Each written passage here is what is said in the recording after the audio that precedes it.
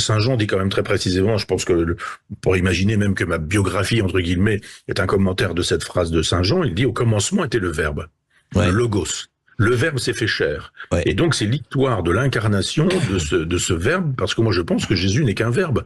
Fallait s'y attendre, Onfray verse doucement, évidemment, dans la gnose, contre laquelle, justement, a lutté l'apôtre Saint Jean, en écrivant, justement, cette introduction à son évangile. Introduction, donc, qui anéantit toutes les gnoses. Le Verbe, oui, s'est fait chair, attention. Il n'y a pas que le Verbe, même si au début, le Verbe éternel, évidemment. Donc, Dieu invisible s'est rendu visible et communicable par l'incarnation, la chair, et par la révélation. Et les rationalistes, comme les gnostiques, eh bien, veulent bien du verbe, de la pensée, et même d'un Dieu, mais tout cela doit rester dans le monde de la pensée, du mot et des idées, uniquement. Bref, dans le monde de la pensée humaine. Donc, oui, à la limite, Jésus a existé, mais comme une idée humaine, comme une construction géniale de l'intelligence artistique des hommes. Donc Onfray va nous expliquer qu'il est donc prêt à faire de la théologie de haute qualité, mais à condition qu'elle ne repose sur rien et qu'elle ne se parle pas de Dieu, mais qu'elle s'intéresse qu'à l'homme. Donc ça, c'est la gnose. Je dis, il n'a pas lieu historiquement, mais il a eu lieu conceptuellement, ce qui n'est pas rien. Puisque je finis même le livre en disant que cette civilisation occidentale qui est la nôtre, à partir de l'image, à partir de l'icône, justement parce qu'il y avait manque, il y a manque sur la question du logos, comment habiller le logos. À des gens simples, on ne parle pas du logos et du verbe. C'est trop compliqué de dire au commencement était le verbe. Phrase géniale, tout est dit pour moi. Au commencement était le verbe. Simplement, il faut parler à des gens simples, on est obligé de raconter des histoires. Et le petit Jésus, la Sainte Vierge, etc. Moi, quand mon père me parlait d'histoire sainte, c'était le bon Dieu, la Sainte Vierge, le petit Jésus, le bœuf, l'âne, etc. Et il faut construire cette histoire. Moi, je pense qu'on peut faire de la théologie haut de gamme, je dirais, sans avoir besoin de s'appuyer sur l'historicité de Jésus en disant, mais et alors ? S'il n'a pas existé, c'est pas un problème. Il y a la foi, il y a la grâce. Tout de même, parce que toute la théorie de votre livre, c'est de dire, à partir du moment où les choses n'ont pas existé, ça tient sur rien. Le merveilleux des évangiles, c'est pas dans le décor, c'est pas dans l'arc subséquent ensuite des chrétiens, ça n'a rien à voir. Enfin, c'est pas ça le merveilleux. Ça, c'est la conséquence du merveilleux. Mais le merveilleux des évangiles réside dans le merveilleux des vérités qui ont été révélées et qui transcendent complètement la nature humaine. Le merveilleux des évangiles est d'ailleurs d'une sobriété tout à fait surprenante si on considère les mystères qu'ils nous révèlent. L'incarnation de Dieu.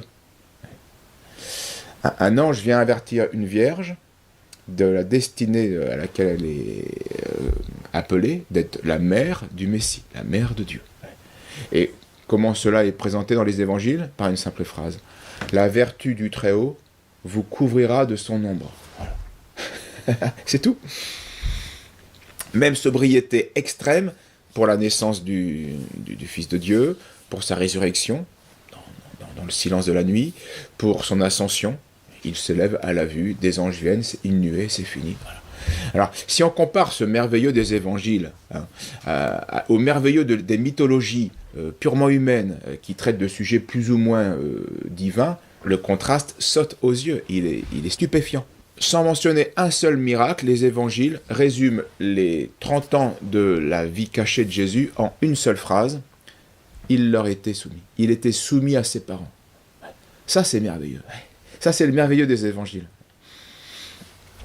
Onfray est un orgueilleux, un impie, on le sait, mais il n'est pas complètement idiot, évidemment. Son esprit a suffisamment de vitalité pour saisir cette extraordinaire beauté intellectuelle de l'édifice de la doctrine catholique. Et il s'en émerveille. Si son intelligence s'en émerveille, sa volonté, elle, refuse toute conséquence à cet émerveillement. Toute soumission à un être supérieur, au Créateur, est refusée par Onfray. D'où la négation de Dieu et au final, bien son mépris viscéral du catholicisme. Que moi j'ai fait des études de philo, enfin j'ai fait 8 ans de philo à l'université, on ne m'a jamais parlé des philosophes qu'on appelle les pères de l'Église, la patristique, les pères de l'Église. Ouais. Grégoire de Nazianze, Méthode d'Olympe ou Dorothée de Gaza, ou ces gens, on n'entend jamais parler de leur nom. Alors un peu Saint-Augustin, mais c'est à peu près tout. Alors que pendant 5, 6, 7, 8 siècles, il y a des philosophes, c'est considérable la bibliothèque des pères de l'Église, qui justement essaient de boucher les trous. Parce qu'il y a des moments où on se dit, bon ben alors, ce Jésus, comment se comportait-il, comment faut-il se comporter, il a rien dit là-dessus. Alors, en effet, la bibliothèque des pères est considérable, en quantité et surtout en qualité. Les pères n'ont pas cherché à boucher des trous, ni à habiller Jésus comme Onfray le prétend. Les pères, ce sont des théologiens au sens fort, c'est-à-dire des scientifiques du fait divin. Et tout scientifique connaît la difficulté que l'homme a à rendre compte du réel qui l'entoure. Le réel est très simple, mais l'expliquer, c'est très compliqué. La réalité existe depuis toujours, mais il faut du temps à l'intelligence humaine pour réussir à établir un théorème qui va rendre compte de manière exacte de cette réalité qui nous entoure. Et à force de réflexion, d'hypothèses, puis d'expérience, les scientifiques finissent, peu à peu, par réussir, en partie, à extraire une loi générale d'un fait particulier, et à en déduire des caractéristiques de telle matière, et à fabriquer à partir de telle matière une nouvelle matière. Bien. Tout ce que font les scientifiques sur la matière, les pères l'ont fait envers la vérité divine, révélée dans le fait évangélique.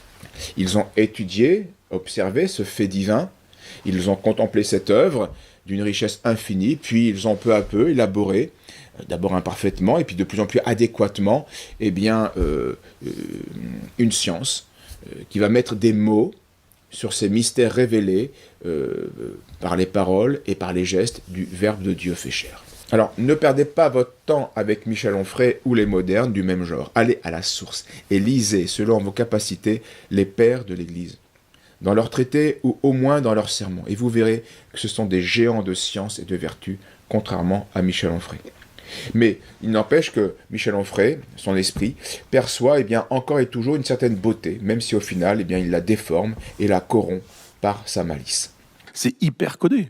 Simplement, aujourd'hui, on a perdu le codage. L'évangéliste est le personnage qui, à chaque fois qu'il écrit une phrase, renvoie à 2 ou 3 trucs, qui renvoie à 2 ou 3 trucs, etc.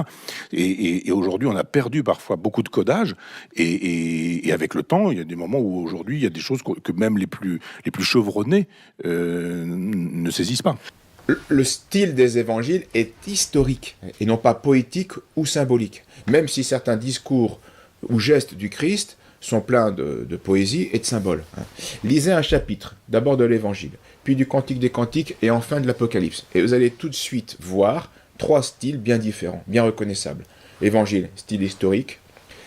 Cantique des Cantiques, style poétique. Apocalypse, style prophétique. Quand les évangélistes disent que les disciples ont vu le Christ ressuscité, c'est pas de la poésie, c'est pas du symbole, c'est un fait. Ils donnent un fait. Et c'est vrai qu'un fait peut cacher un mystère, mais il reste un fait. L'évangile contient quantité de détails anecdotiques qui peuvent cacher un mystère. Pierre était nu dans la barque. Le poids de la myrrhe acheté par le riche Nicodème pour embaumer le corps de Jésus. Le fait que Jésus mette un linge avant de laver les pieds de ses apôtres.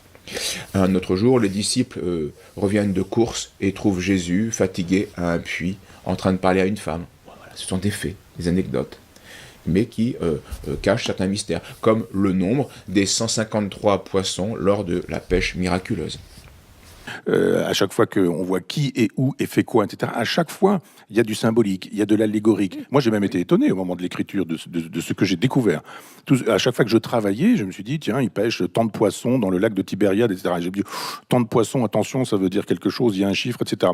Alors, bien sûr, les pères ont réfléchi à ce chiffre et ont pu y voir plusieurs symboles et allégories.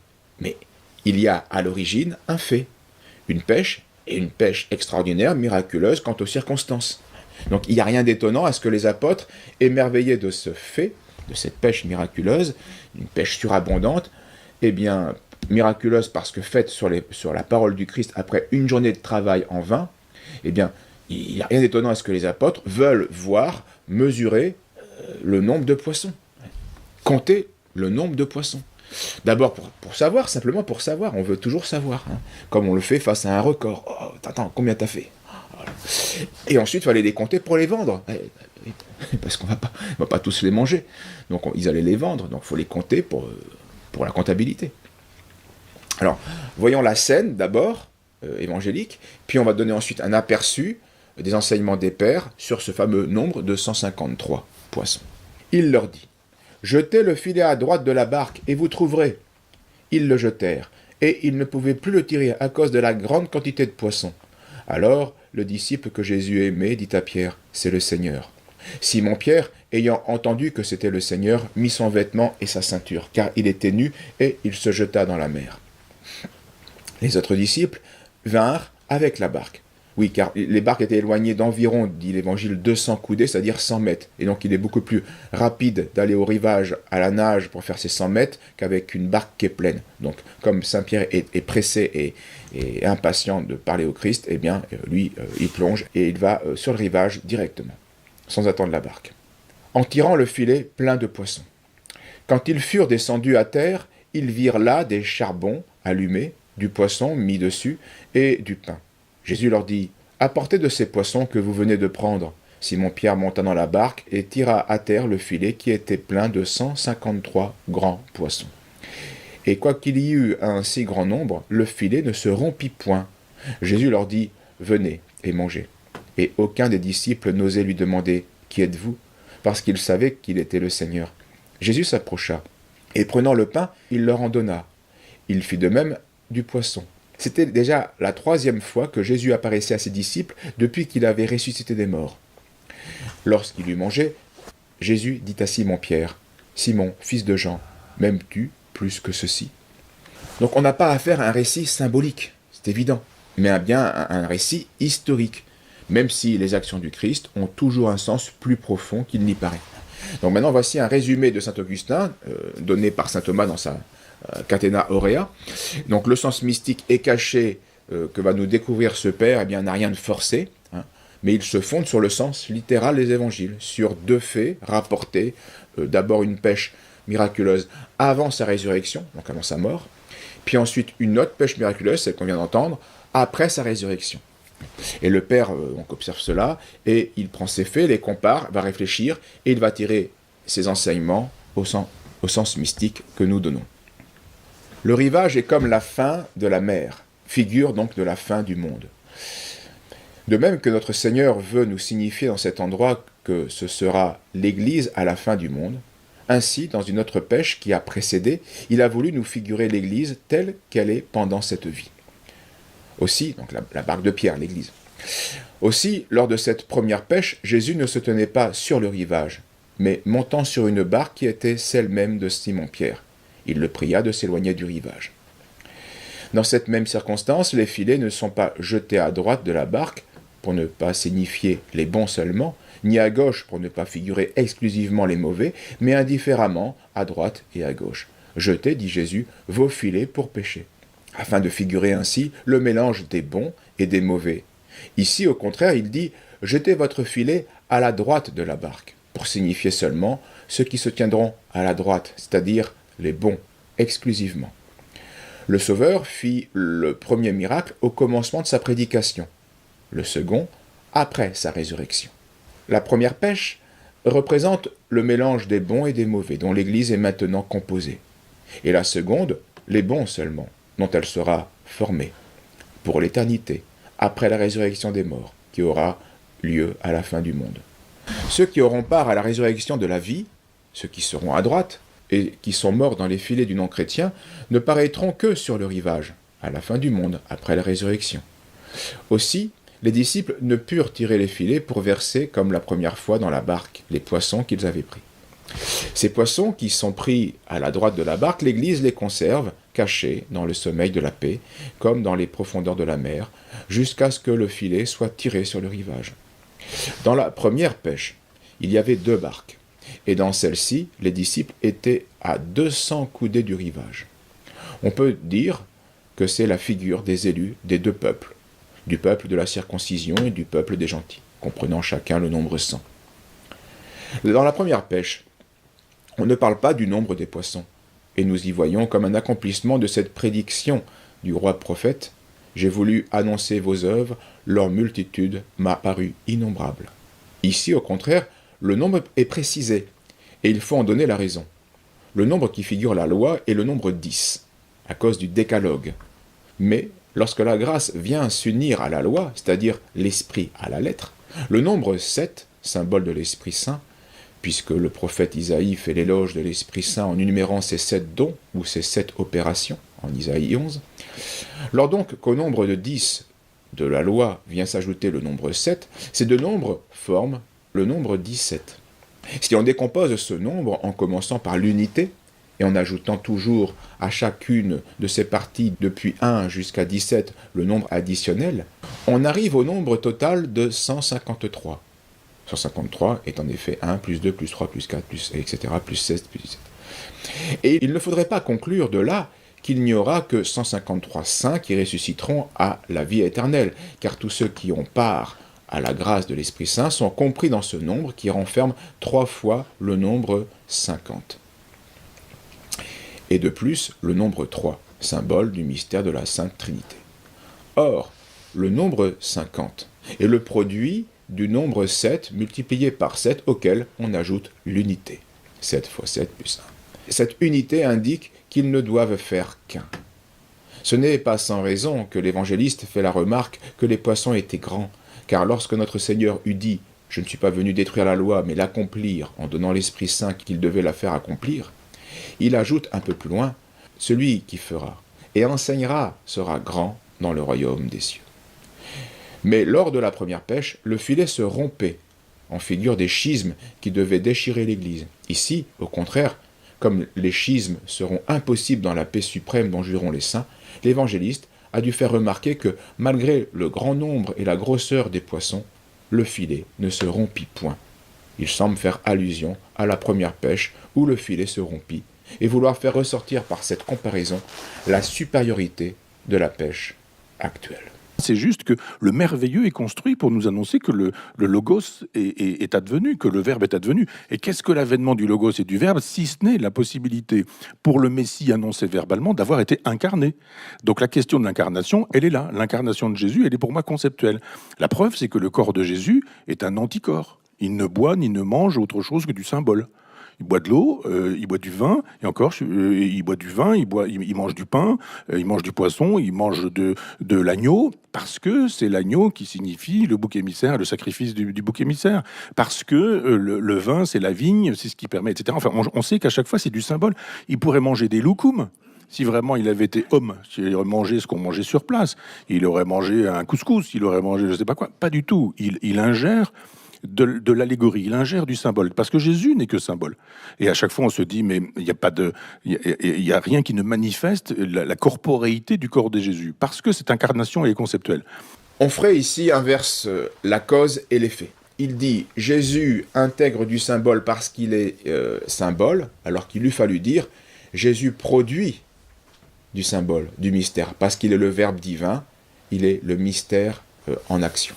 Ensuite, quand on voit ces arguments ridicules, on peut vraiment se demander s'il croit lui-même à ce qu'il dit. N'est-il pas dans l'autosuggestion ?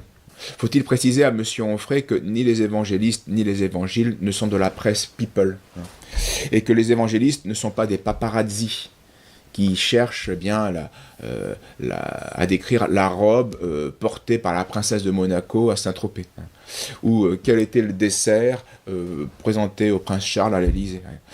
Les évangélistes savent très bien faire la différence entre un repas banal, commun du Christ, où rien ne se passe de marquant, et dont on se fiche royalement, qu'il ait mangé de ce qu'il a mangé, puisqu'il a mangé comme on mangeait en Palestine, évidemment.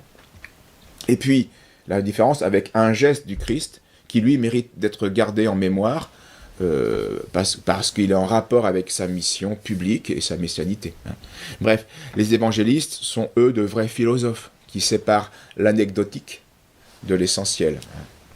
D'où ces détails importants et caractéristiques, et donc symboliques aussi, rapportés au sujet du vin, du pain ou de l'agneau. Surtout lorsque cela a lieu, comme pour la scène, lors d'un repas rituel, sacrificiel, comme était la Pâque juive, dans lequel le Christ va instituer un nouveau rite sacrificiel qui est celui de la messe.